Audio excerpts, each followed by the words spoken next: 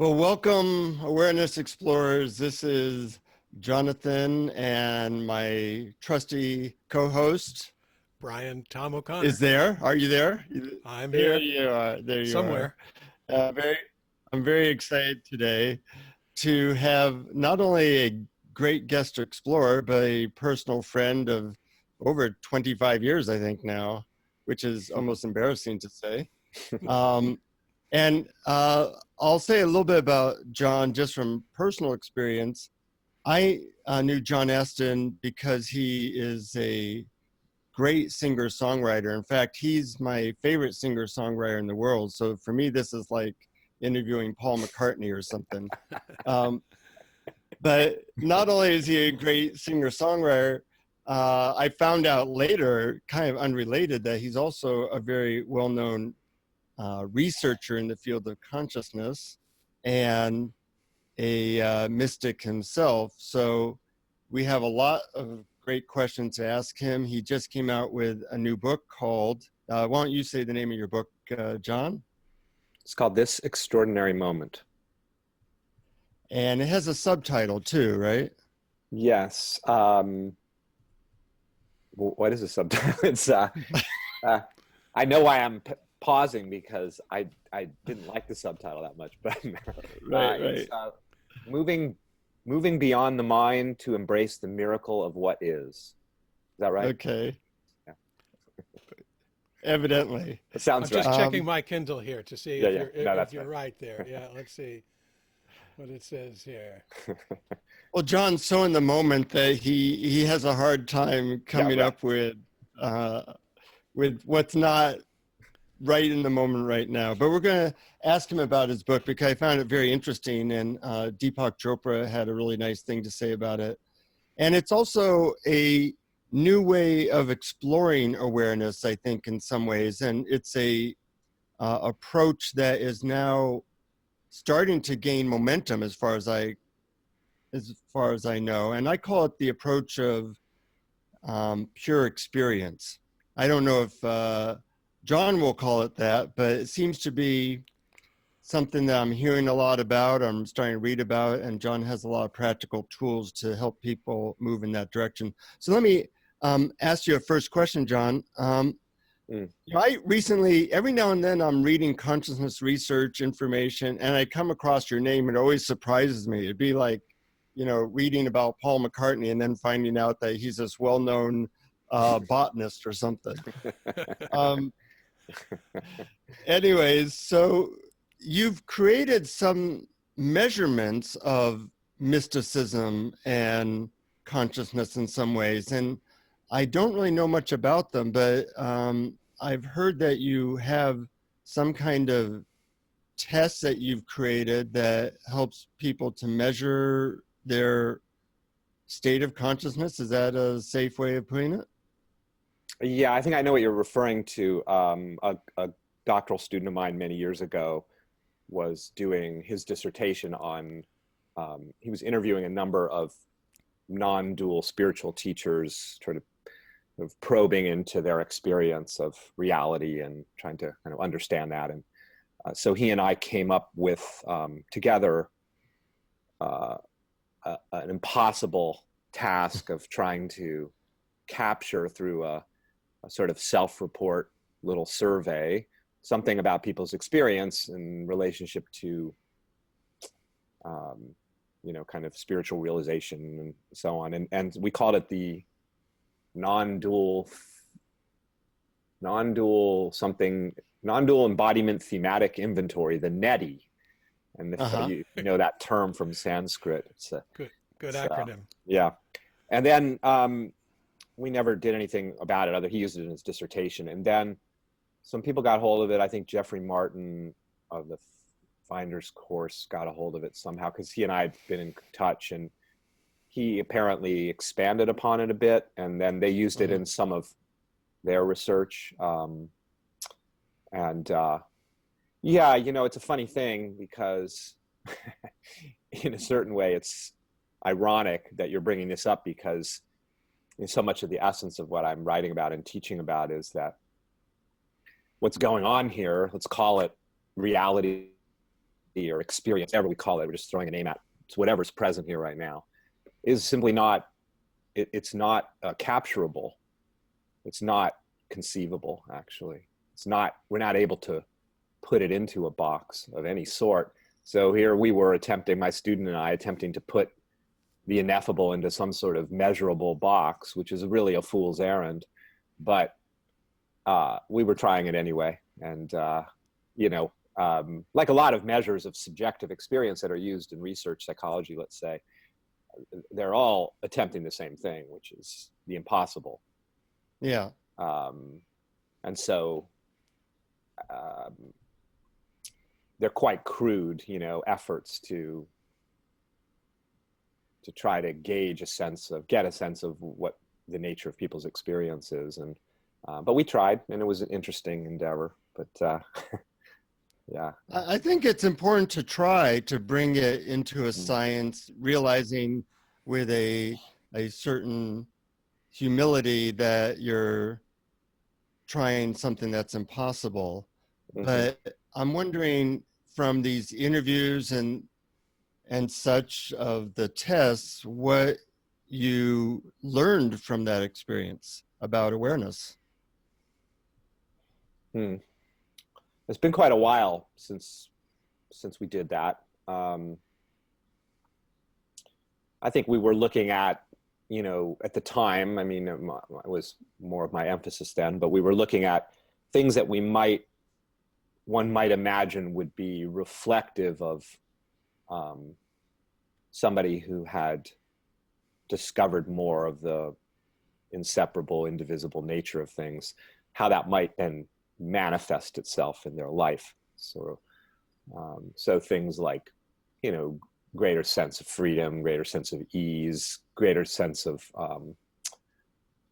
basically being less defended, more able to experience the full range of human experience without sort of needing to guard against certain experiences or defend against certain experiences. So some of these were some of the things that we were looking at, and yeah, it seemed as if people who had been exploring these matters and discovering them more deeply were reporting some very much, you know, some of those qualities and characteristics that I was just talking about. Yeah. Brian, I know you have a lot of questions for John, so I want to stop interrogating him for a moment. Oh, sure. Thanks, Jonathan. Yeah, I mean, since this is the Awareness Explorers podcast, I do have a lot of questions about your ideas about awareness. And one of them is that you mentioned in your book, In This Extraordinary Moment, that awareness, when it's described as the light with which everything is known, can seem a little abstract or difficult to grasp for some people. Mm-hmm. So I was wondering how you would help people to grasp that a little better. Well, it's probably good for me to come right out of the chute and say that I don't, and I think Jonathan knows this from some of our conversations, I don't really talk very much about awareness these days. I don't emphasize it in the teaching. It's very de-emphasized in the book, in fact. Mm-hmm. And I think it can be a useful, I mean, the thing is, here's what's tricky, is when we talk about awareness, where the implication is that, and inviting people to discover awareness, let's say, and the implication in a sense is that there's something other than awareness. In other words, we're singling out, we're partializing some aspect of the field of experience, if you will, and labeling that awareness in contrast to what exactly? Mm-hmm. And that's a very good question. So I think that, how can I say? The way I approach, you know, inquiring into the nature of things is, I take a kind of a simple approach, I think, which is just to say, something is always present. Something's here that seems undeniable. There's an actuality. Something is, you know, see, this is here. Something's appearing, we could say, right? We know that. It's known that something's present. And really the central question of the book and my work now is, what is that that's present? I mean, what is it actually, fundamentally? What's its nature? And of course, we humans and the consciousness, if you will, of the human has found innumerable ways to characterize what's present, right? To describe it and define it, categorize it and characterize it, which is remarkable. But what's so interesting is that we, because of that powerful capacity to seemingly capture in language and concepts what this is, what any moment of experience might be, however we might characterize it, it leads us to kind of believe and assume that we actually know what it is because we have a name for it. And that holds true, by the way, for what we might, as spiritual folk, call awareness. Mm-hmm. As I could ask the same question about awareness as I might of any other thing we might label as an experiential phenomena, if you will, and ask the same question as I do in the book. Well, what is it? What is awareness? And when I pose that question, I always want to emphasize that the question of what is this? What is any experience? It is not an analytical question. It's not a question to ponder intellectually and come up with a sort of a analytical, if you will, explanation for what it is.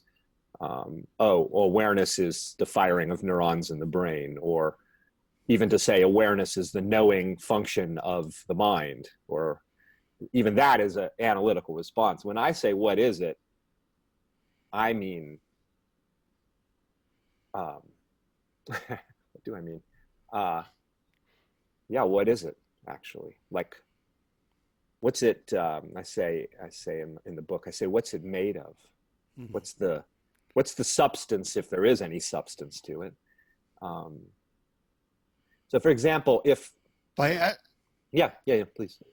Well, by asking those questions, and there's a lot of, one of the things I liked about the book is there were a lot of practical exercises to help people go from their mental labels, trying to figure out awareness or trying to figure out what they're experiencing, to a almost like a Zen-like direct experience of everything all at once. Is that what a lot of these exercises and questions are trying to do?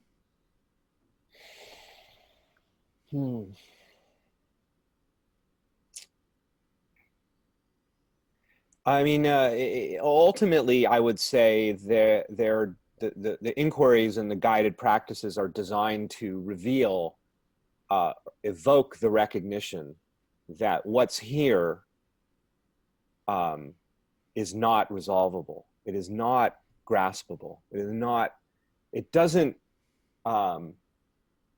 it can't actually be pinned down as being something, actually. You can't get to the bottom of what anything is. And even the simplest, most mundane of human experiences, like, I don't know, the taste of a strawberry. Okay, so you know what that is, and I give it to you and you taste and you go, oh, I know what it is. It's a taste of a strawberry. But if you actually, the word I use a lot is feel. You feel into the experience. And it's very hard to, in fact, I don't even know how to explain how to do that in a sense, any more than I can explain how to balance yourself while you're walking. No one can explain that to another human. It's like you have to find your own way to figure out how to swing on a swing. You don't know. I remember trying to teach my daughter how to swing on a swing, and I realized I actually couldn't do it. She had to find her own way to it. And I think it's quite similar to feel the nature of what's here. What's interesting is that all we're ever doing is feeling the nature of what's here. So it's actually quite easy. Yeah. That's what's happening right now, is you're feeling the nature of what's here. And very quickly, consciousness renders seemingly resolves what it is. Oh, well, what's here is me sitting in a room talking on a computer with my old friend and another guy, Brian, who I've just met. You know, it's like it's instantly rendered that entire thing. Like, I mean, talk about a miracle that it can do that. Like, just like that, right? Yeah. So what is it actually doing? I mean, how is it taking what is arguably a sea of infinite information and complexity and turning it into, oh, this is what it is. And there's no answer to how it does that. I mean, it's unfathomable. But if we investigate like our actual experience, we can begin to discover that, and this is the essence of the book, is that what we think, the original title of the book is It's Not What You Think It Is. And the reason I like that title so much is that it captures the essence of what I'm talking about, which is well, let's take something that's very mundane, like somebody you know in your life, like your wife, okay? Mm-hmm. So you have a relationship with this person and you carry around with you a whole host of ideas about who she is, right? Mm-hmm. That's just natural. And you can even recognize, oh, there she is, right? I mean, that's her, that's my wife. I can see her, she's recognizable. I recognize certain personality characteristics that are familiar to me. So these are all kind of your working framework of who your wife is, right? But if you actually feel into who she is and explore what she is experientially, the experience of her is In the moment. Yeah, which is the only, right, that's the only time you can ever experience her, right? Yeah, but right. yes, in the moment. You can quickly begin to see that she's wildly, what she is completely beyond your ideas of what she is. Yeah. She's much, much, much, much more. In other words, your ideas are like a very crude oversimplification of the complexity and the depth and the multidimensionality that is that being.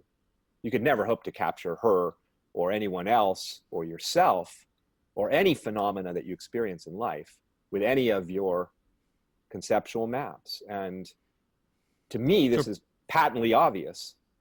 So part of a spiritual explorer's jobs, so to speak, is to, first of all, realize this funneling reality and turning into concepts is always going on. We're really a couple steps away from reality, and to try to get closer to it by first being aware of that process and maybe doing simple practices that bring us closer to the actual experience of infinity in this moment. Yeah, I mean, I think that, and yes, and we don't need, the cool thing is that we don't need to get rid of the concepts, nor really can we, as far as I can tell.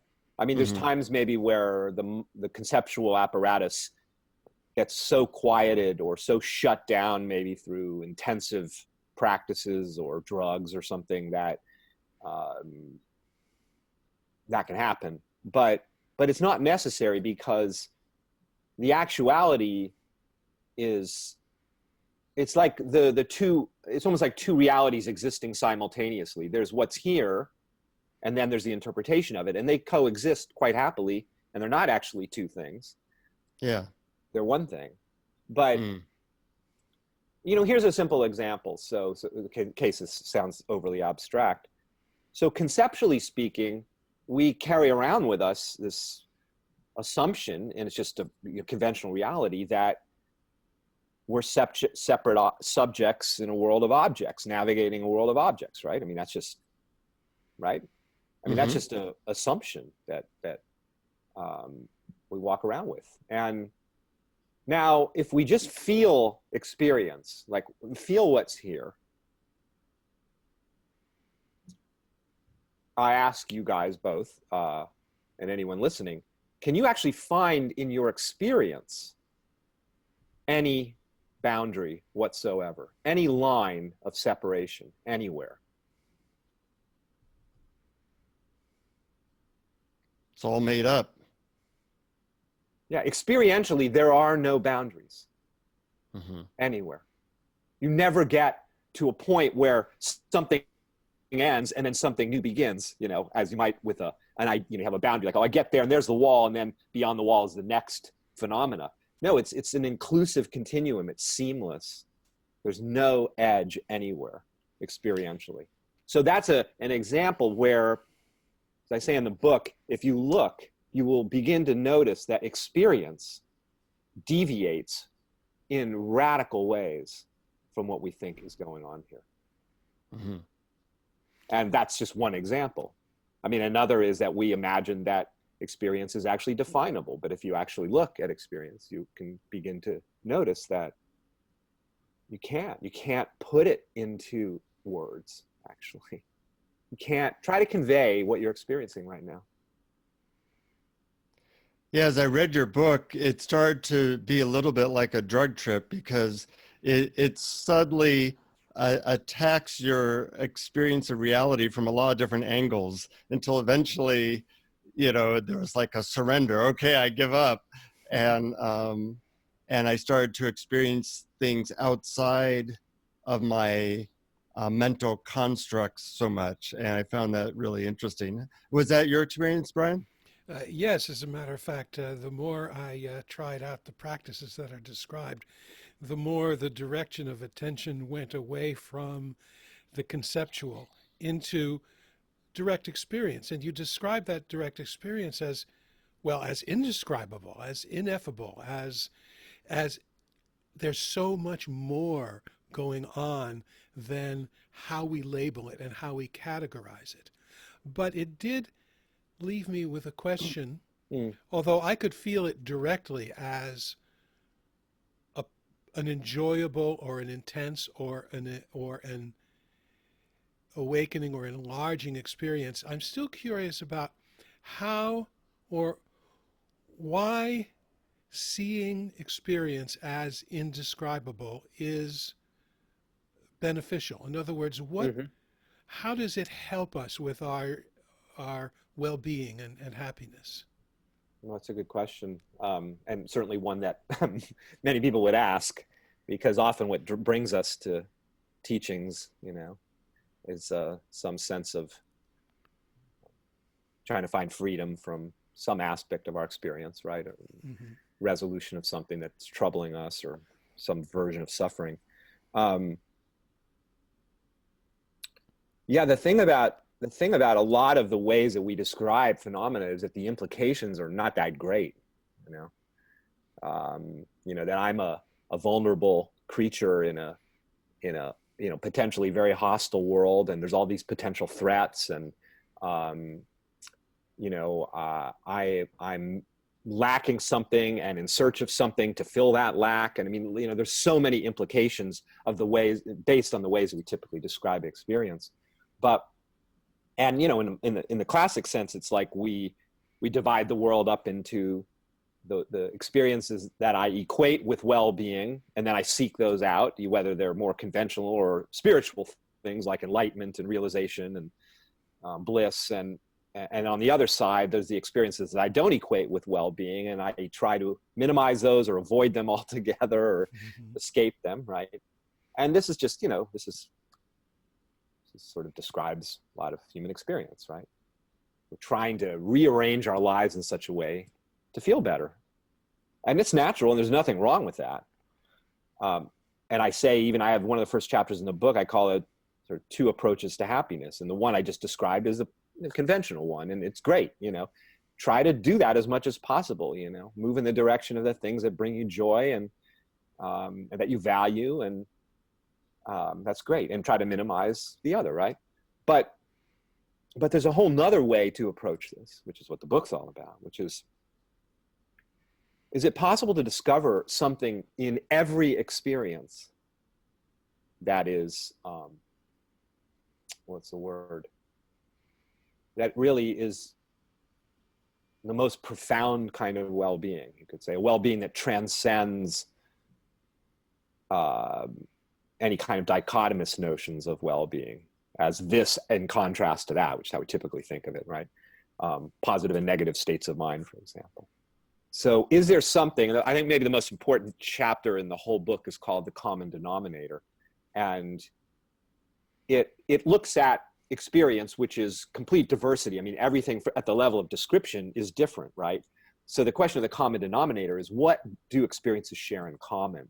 Because if we're looking for some kind of, let's say whatever it is we're aspiring to, freedom, well-being, realization, contentment, all these aspirational sort of qualities, it's like, is it possible to discover something that's in every experience that really, that we can find that which we're aspiring for in every experience? And I would suggest yes. And one of the most profound common denominators is this inconceivable, indefinable nature of every experience, which we could also just call, Jonathan said earlier, is the infinite nature of what is.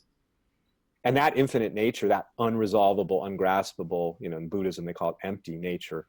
It's not a great word because it conjures up a lot of, I think, negative notions, because it's really almost more a fullness than an emptiness. Mm-hmm. But it's a fullness that you can't find, you can't grasp hold of, and yet it's full. And that's true of every experience, from the most blissful to the most horrific, actually. At the level of the description, no, pleasure is pleasure and pain is pain, and they're different, and I prefer pleasure over pain, right? For sure. I do, and I still do. But that's at the level of description. At the level of the actual nature of the experience, more fundamentally, more primally, is no, actually pleasure, I can't really tell you what it is. Yes, I could say it's pleasure, but I can't really grasp hold of what that is. And the same with pain, actually. So that kind of puts pleasure and pain on an equal footing.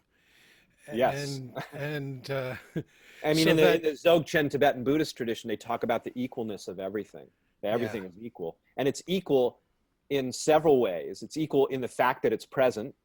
That's another profound common denominator of every experience, is its presence.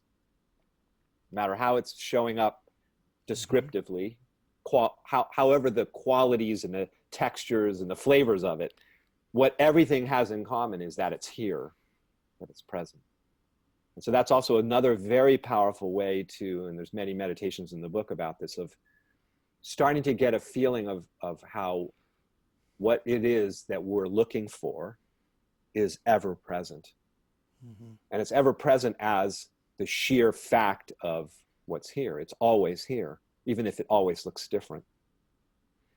Then would it be fair to say that discovering that common denominator of presence and that sort of equality of pain and pleasure as both indescribable and both equally present reduces our need to grasp for one thing and avoid another thing, and therefore increases our well-being? Yeah, I mean, that would be one way to put it. I would also say that, in a sense, it's maybe a better word is freedom. It's really freedom from all of the, what's the word?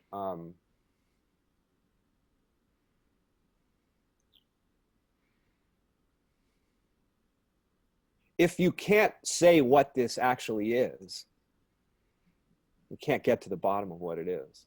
That's freedom. There's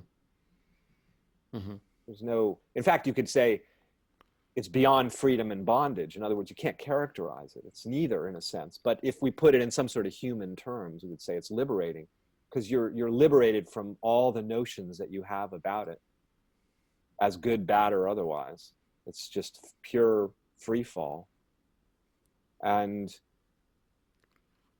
that's true no matter the state that's here, no matter the seeming appearance of what's present here. That's always the case. And so we're free from all the conceptual frameworks, actually. I'm wondering, I get what you're saying, and I would like to explore like how this interacts with the crap that we have to deal with in life. And I know, being your friend, you've experienced some significant losses recently. Yes. And I'm wondering how it affected you, because you're writing a book about this during a time that a lot of difficult things were happening in your life. And in a personal way, were you using this concept as a way to deal with that, or how did it impact you to have these two things going on at the same time? Mm-hmm. Yeah, that's a good question. Well, I'll just say, without going into details, which aren't necessary, that I experienced a significant loss and of something that I valued a lot, a relationship. And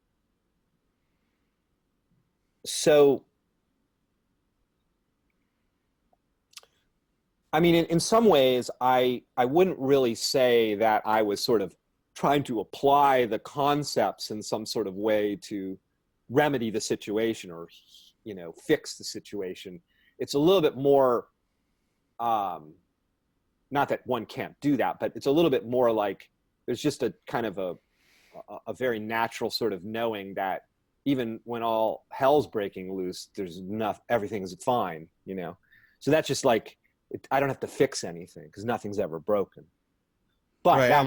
that's One channel is showing stuff which you don't like, but the other channel is always there, and it's not like or not like. exactly. But that said, I did have an opportunity, because of the Mhm. intensity of what was being experienced, to be curious about it and explore its nature in the same way that I absolutely do invite people to do in the book. So yes, in that sense, I said, okay, well, you have an opportunity to take these intense waves of experience that are moving through me, that I'm encountering, and explore their nature. So at one level, if I would describe what I was experiencing, was just this profound sense of grief, just like, just heart shattering grief. I might call it in those sort of human terms.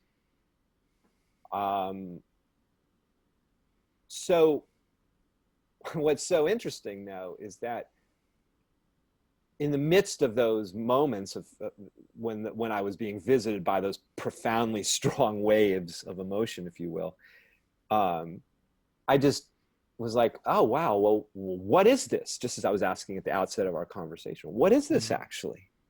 I mean, I call it grief or heartbreak or whatever. But what is it actually? And the way I answer that question is it's kind of like this. If I say, what is water made of? One answer is, well, it's oxygen and, hydrogen in this particular combination. But another way to know what water is to stick your hand in water, right? Yeah. And then you can actually feel what water is. And there's a kind of an intelligence, a kind of a knowing of what the nature of water is by feeling it, right? And so I would say, when I said earlier, like how to tell somebody, how to instruct someone about feeling into the nature of experience, that's a metaphor that I'll sometimes use. And so in this case, I just felt, what is this experience? In the same way I would put my hand in the water to feel what water is. And of course, what I realize is what you always realize, which is the same thing, is that I don't know what it is. Mm-hmm. It's like, I could reduce it to some sort of basic things, like we could say it's like a presence of energy. It's an aliveness. It's life itself. But as I just kept exploring that, I just kept feeling it's just a complete mystery of I don't know, you're just left speechless because you can't really say what it is. It's the presence of the mystery itself. Mm-hmm. And from that perspective, it's like, if I put it in theological terms, it's just God. Yeah. Just like everything else. And so from one, I'm sorry, just to say one thing. Go ahead. So it's very interesting. It's so like, I think more and more these days that reality is like kaleidoscopic.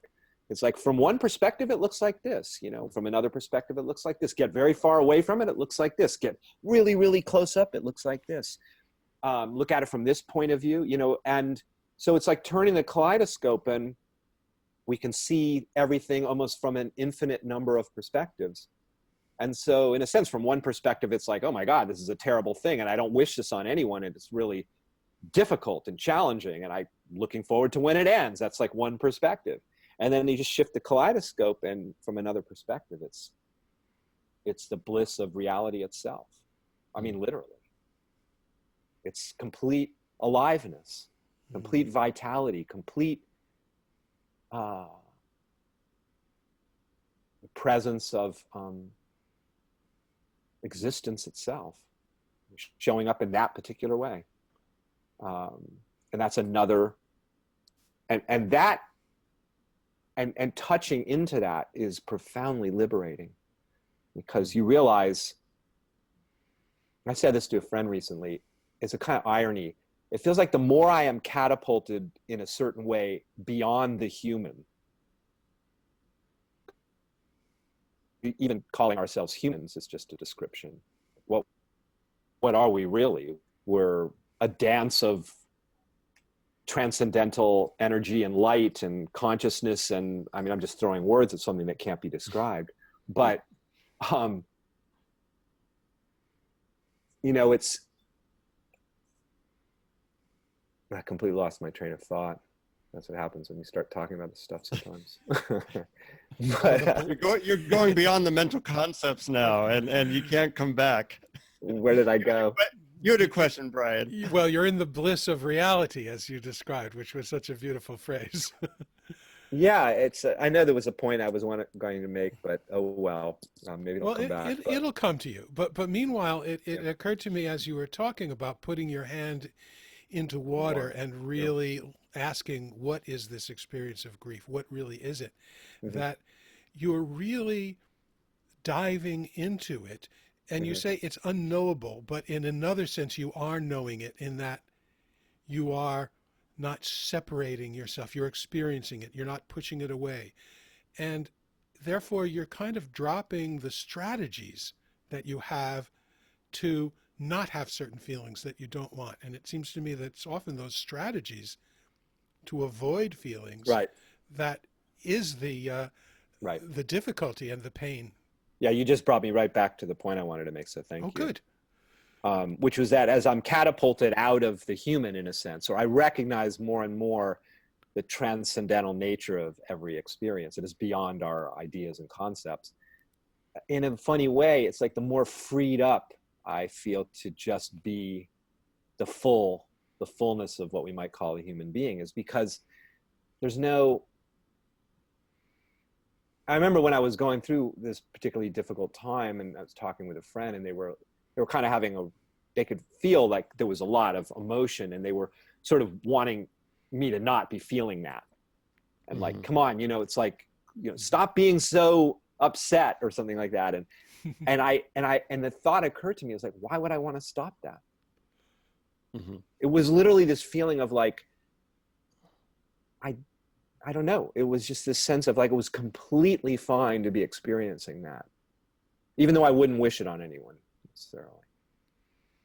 And that's what I mean by, it's like, you realize that the things that we think of as problems that are binding us or threats to us are neither binding us nor threatening us, actually, because they're not actually really things.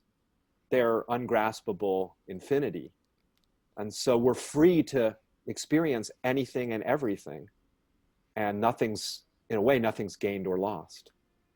Yeah. One of my favorite quotes from Buddhism, and one of the sutras, might be the Diamond Sutra, says, "By incomparable enlightenment, I attained not even the least thing."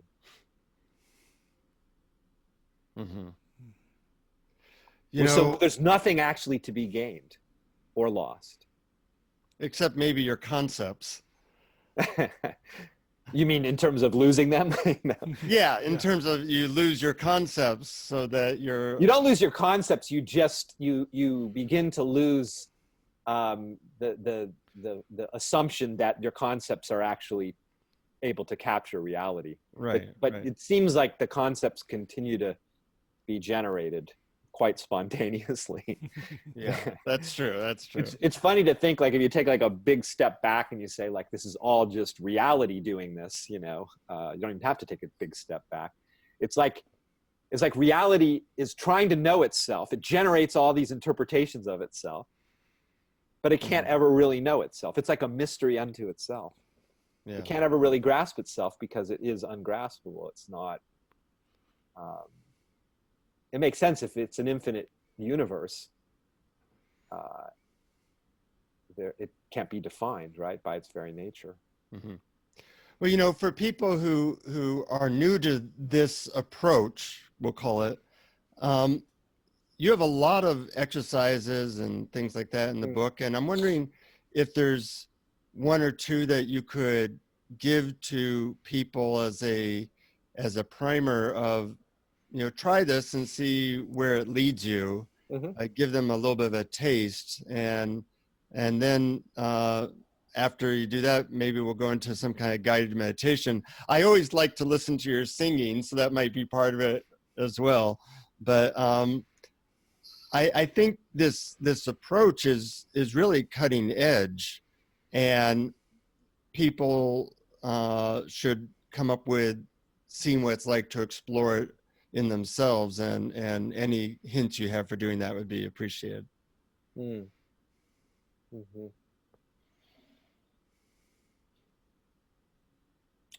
Yeah, I mean, I think that we're curious by nature as creatures, and I think the curiosity, I say in the beginning of the book, I encourage people to approach the investigations just from a place of curiosity, rather than almost like they're a scientist, but again, an experiential scientist. Like, I'm investigating what this is, but I'm doing it with the tools of my own experience. It's like experience is the great tool to investigate itself. It's like looking at itself, feeling itself, knowing itself, inquiring into itself.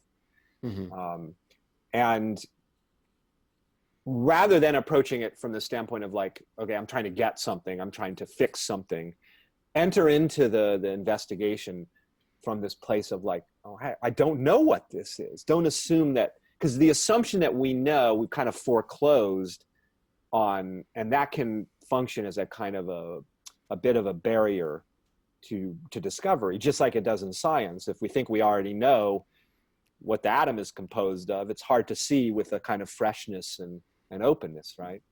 Yeah. It's the same here, you know, to come, and that is maybe the only thing that's tricky about it, the inquiry from my standpoint, which is that,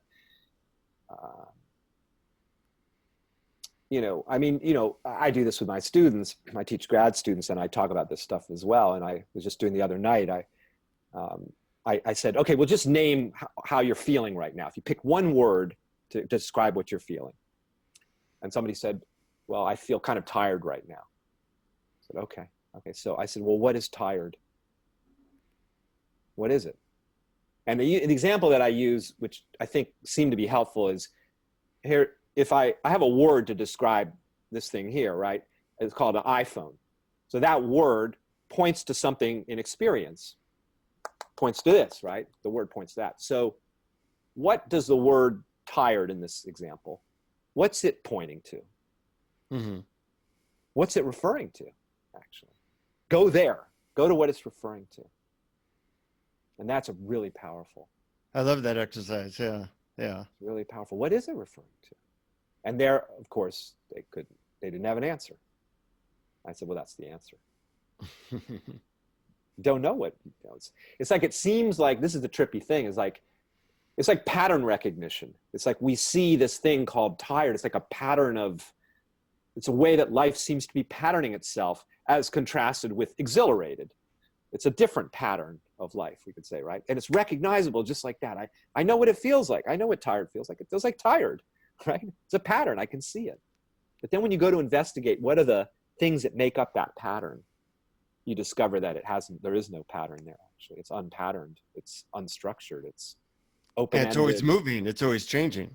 Well, that is probably, when I talk about, and we said earlier that finding out the ways in which experience deviates from what we think it is, you just hit upon maybe the most important piece, which is that we imagine we live in a world where things are holding still, like you're more or less stable, like you are what you are now, that kind of like you were more or less a second ago and 5 minutes ago, right?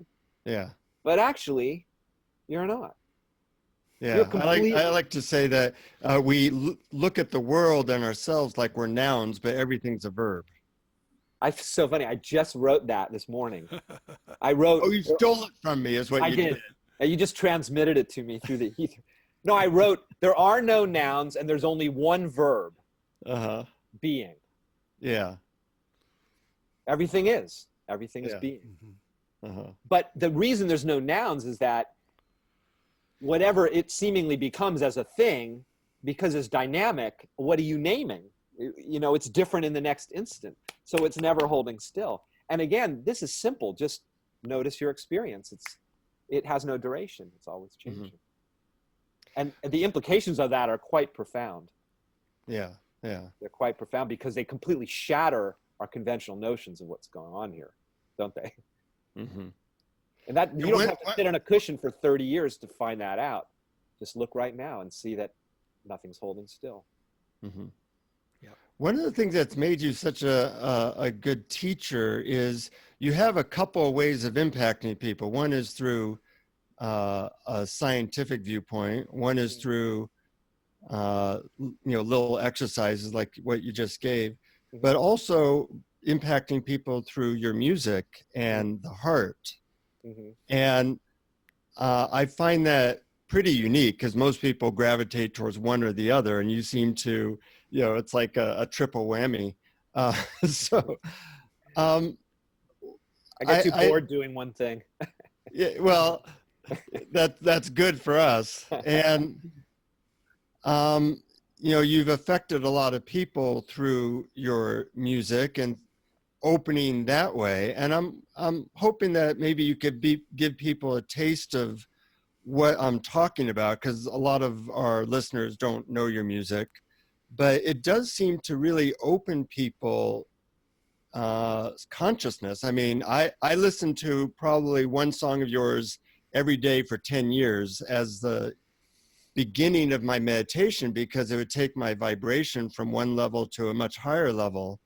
And anything you can say about that, or maybe give people a little bit of taste of what that is that I'm talking about, because I think it's a very underutilized thing. You'll sometimes use the words of Rumi in your songs or other mystics, and it's really a ride that you're taking people on to maybe raise their vibration. And I'm wondering if you look at it that way, and maybe you can give people a taste of what that's like. Yeah, I'm happy to share a little song over our Zoom call. That'd be nice. Yeah, I mean, I don't understand the mechanics of how music impacts us. I remember the great Sufi musician and mystic Hazrat Inayat Khan said that, we're at one level, fundamentally, we're vibratory creatures, energy vibrating, and music is, of course, vibration. And maybe that's one reason it can have such a powerful impact. I'm certainly intentionally creating music with the idea of evoking something of what we have been talking about for the last, half hour or whatever. There's a song, and so, for example, I was talking about finding this common denominator, right? So there's a song maybe I can do called "No Escape" that sings basically about this, that we think we're seeking something like freedom or being in the present moment, and imagine that what we're seeking is not this right now as it is. That's why we're seeking it, right? But what I'm suggesting in the song and pointing to is that no, actually, everything is made of this same inconceivable substanceless substance. So we're never apart from it. There's only this. It's my favorite word these days, is this. There's just this. And this is it. Yeah. There isn't anything else ever. And this song is really very much about that. And it uses a metaphor of, there's just this ocean of this. And the ocean's nature is that it's wet, and so everything is wet with that ocean of beingness, that ocean of existence, that ocean of reality itself. So, would you like me to share that song? Is it now a good time to do that? Yeah, yeah. And as you get your guitar, I would invite our listeners to, when you listen to a John Astin song, you're kind of being guided on a musical meditation. And somehow the words and the music are really a guided meditation to take you to a certain place. And with that introduction, I'd love to hear that. Me too.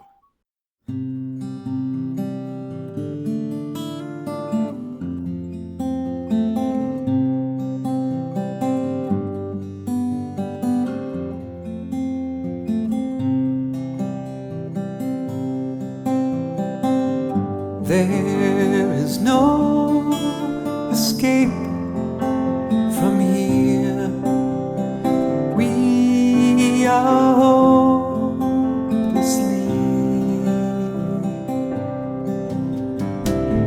trapped inside this maze of truth. There is no dry land here. Everything is wet, everything is wet, everything is wet in the ocean. Everything is wet, everything is wet, everything is wet in the ocean. There is no escape from here. We are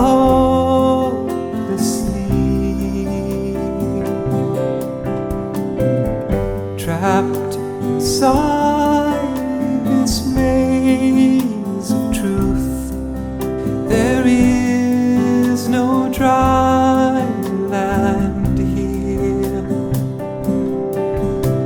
'Cause everything is wet, everything is wet, everything is wet in the ocean. Everything is wet, everything is wet, everything is wet in the ocean. What grace to know and revel in the ecstasy of this sweet bondage that is our liberation. Oh, 'cause everything is wet, everything is wet, everything is wet in the ocean. Everything is wet, everything is wet, everything is wet in the ocean. Everything is wet, everything is wet, everything is wet in the ocean. Everything is wet, everything is wet, everything is wet in the ocean. Everything is wet, everything is wet, everything is wet in the ocean.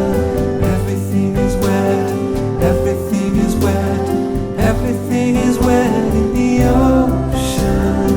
Everything is wet, everything is wet, everything is wet in the ocean. Everything is wet, everything is wet, everything is wet in the ocean.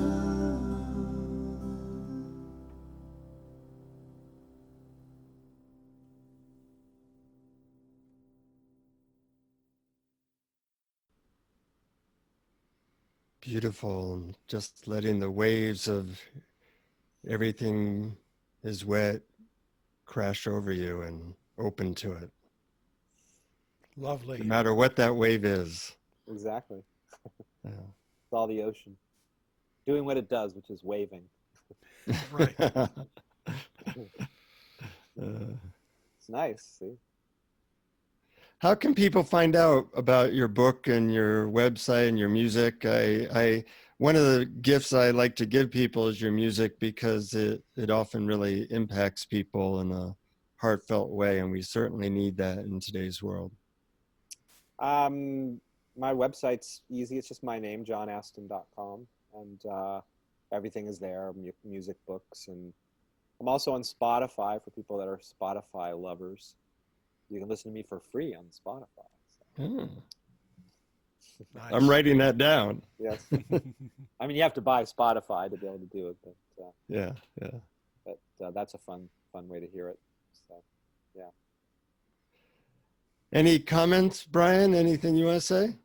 No, I enjoyed it very much, and it's something that we actually both have in common. I'm also a singer, Oh, although wonderful. my genre is more musical comedy and show tunes. Oh, fabulous. Although I did play folk guitar in college and sing a lot, so I really enjoy your songs and your style, and I think they're very deep and beautiful. Thank you. I do have a real quick question though. Mm-hmm. When you're performing and writing songs, most artists have in the back of their mind that they want people to like it. They want the approval of their listeners. How do you find that at all a challenge to square that with your spiritual nature? Never thought of that. No, I mean, there's certainly there's a joy, of course, in sharing what I create. I mean, I create it for other people, right, for myself, what it feels like. And so I love to share it. And yeah, it's incredibly rich when I get the sense that it's touching something and it's evoking something in people, and it moves people in some way. I mean, there's a kind of intention behind writing it, and so when that happens, it's gratifying for sure. I don't think of it in terms of like somehow getting approval because I'm doing that or something. Never really thought of it that way, but yeah, I just. Do you ever Yeah, get the sense that creativity is not really coming from the human? Yeah, I mean, if we really look, we can't say where anything's coming from. Mm-hmm. Really. I mean, right? So in that sense. No, it's all coming from the mystery, John. I've pinned it down. Thank you for clarifying that. Yes. So yeah, so in that sense, it's like we're creating it, and we're not literally, I mean, I don't know how to make anything in a sense, I don't know how to, funny, all these things we sort of just are doing all the time, like words and concepts. And I mean, we have no idea how we're even generating those. I mean, how do you create a thought? Mm-hmm. I mean, I don't have the first idea how to do that. Me neither. so in that sense, it's like almost laughable that we feel as if somehow we did it. It's like, no, we're being done. We're being moved by some inexplicable force or intelligence, or that we obviously partake of. It is our nature. We are that force and intelligence. That's what we're made of, you could say. So in that sense, we're not creating any of it. Yeah. Well, thank you for the generosity of being the channel through which that force can come to us. It's a lot of fun. Yeah. That's for sure. Fun is good. Fun is good. That's what we got, actually. And you may not be doing it for approval, but if you write more songs soon and send, you'll approve of me more. You will. I will approve of you more. Thank you. I know. That'll be good for karma and everything. So okay. If I record another album CD, it'll probably be mainly for Jonathan. I think. I appreciate that. Yeah. To keep you satisfied. Thank you. My insatiable spiritual hunger. Right, to feed your addiction. Exactly. Yeah. Listening to that always changes my consciousness, and I have a feeling I'm going to have the everything is wet in the ocean follow me throughout the day. Yeah. It's kind of like a modern day mantra. Yeah. It's so interesting. I mean, yeah, I was just thinking about, it's really, it's amazing though, isn't it, to see that like something like that can, as you say, sort of change our experience. But the real change that I'm interested in, if you will, is revealing that experience doesn't need to change. Mm-hmm. As fun as that is, when it changes and in extraordinary, seemingly more extraordinary, open, awake kind of ways, the real, as I wrote somewhere in one of my books, the most special experiences are the ones that reveal the specialness of all experience. Yeah. That's And awakened people seem to have, that's really the essence. They're not resisting anything. mm-hmm. And until one lets go of trying to manipulate experience, Mm-hmm. you are always trapped. Seemingly, yeah. Yeah. That's the funny thing, is we're not actually trapped. Right. It just right. seems that way. It can be a convincing mirage. It's a beautiful paradox It is. when when we're not trying to change anything, somehow things change. Definitely. Yeah, no, I it's very profound. Um, yeah, yeah, that's for sure. That's for sure. So I want to hear your meditation or the Okay. thing from your book. And that was very effective when you were here in Nevada City doing the combination. Brian, he did a combination of songs and readings from the book, and despite not wanting him not wanting to change our consciousness, he did it rather severely. That's fun. All right. Well, so this meditation is called the Borderless Field of Being. Notice that you are here, that you're alive. Let yourself feel this simple fact, the undeniable presence of your own existence, the simple feeling of being. Notice that no effort is required for this to be so. No strategies, no techniques, no manipulations are needed in order to create the sense of aliveness. It's naturally present. Existence, streaming forth spontaneously, generating and sustaining itself moment by moment. As you feel the presence of this field of being, let yourself venture out to the farthest edges of it. Can you find anything there? Any point where the field of being comes to an end? Can you locate a line separating the field from anything else? Or is there just an edgeless continuum of being without border or boundary?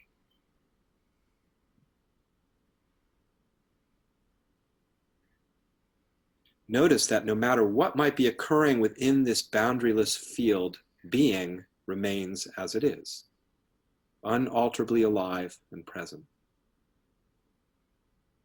Feel the way in which the field is not circumstance dependent. 1,000 different thoughts, feelings, sensations can appear and disappear, and all the while, the field remains. Being continues to be. Existence continues to exist, no matter the shape or form it may be taking.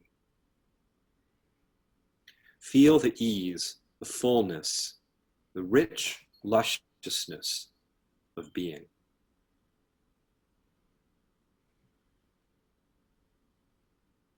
While we may imagine ourselves to be these isolated creatures, vulnerable subjects in a world of objects and circumstances, see that experientially this is not the case. Feel the way in which the field of being, the field of experience itself, is actually seamless, an indivisible, all-inclusive expanse, an edgeless space of invulnerability that nothing can harm, for there is nothing apart from it. Here you are sitting here, and yet there is no finality to you, no point where beingness ceases to be, no place where the edge of you comes to an end. Feel this. Revel in the vast, luscious infinity that you are.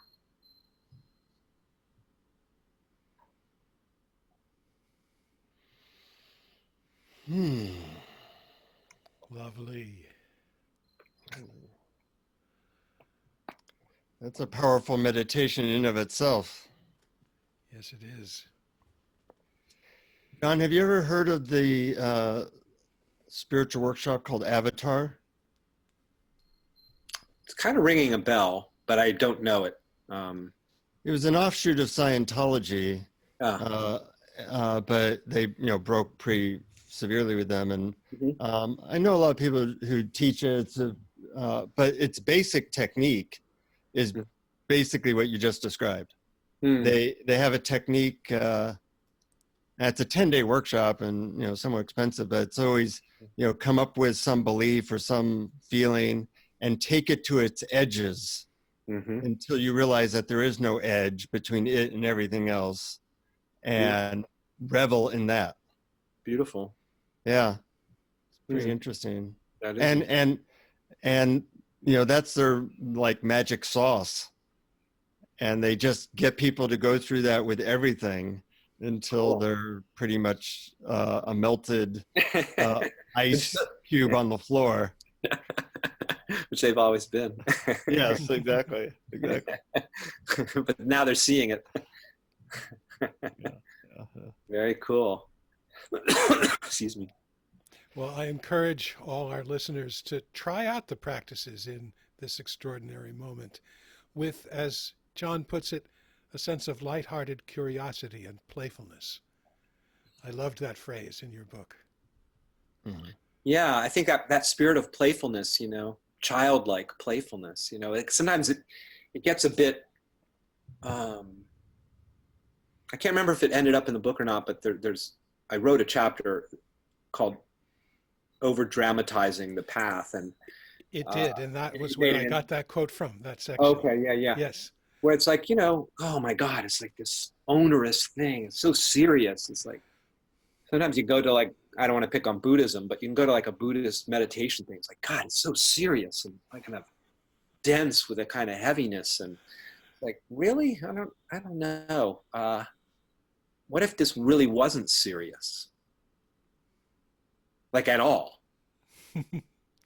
This was playful. Yeah. Yep. You're talking to the writer of Awareness Games. There you Games was a key part of that title. That's right. Yeah, exactly. Why not? I mean, why not make it playful? That feels to be the spirit of, I don't know, reminds me of my first teacher, spiritual teacher, Yogananda. And in that book, Autobiography of a Yogi, all these amazing spiritual experiences with these different beings that he met along this journey. And then he has this big kind of awakening experience, and he writes this poem called Samadhi, detailing the experience and all this stuff about galaxies exploding and the oneness of everything. And he gets to the end of this long poem, and he says, "And I, a little bubble of laughter, become the sea of mirth itself." Oh, I love that. So where does he end up? The great cosmic realization, the sea of mirth itself. So I like that. Feels true. Yeah. Maybe there's a song in that. Maybe. I paid him some money to put in that last quote. And if you see the words mirth around your office or other people are saying it to you, know that it's part of the conspiracy. That's right. Anyway, this has been fun. And your book's name again, if you remember it, is called This Extraordinary Moment. Okay. Yeah, Great. and this is an extraordinary moment, isn't it? Yeah. Always. Yep, sure is. And this one too. Yeah. Oh, This one and there too, goes another one. exactly. There goes another one. Yeah, right? Yeah. That's great. Well, it's been a pleasure talking with both of you. I've enjoyed it. Feels like we could talk for hours. So We could. Yeah, it does feel that way. And when I was reading your book, I felt, oh my gosh, how am I going to ever contain all the thoughts and ideas and questions in 30, 40 minutes? But no, it was good a luck with pleasure. that, right? Right. But it was a pleasure talking to you. Yeah, likewise. So let me just sign off to our listeners, fellow awareness explorers.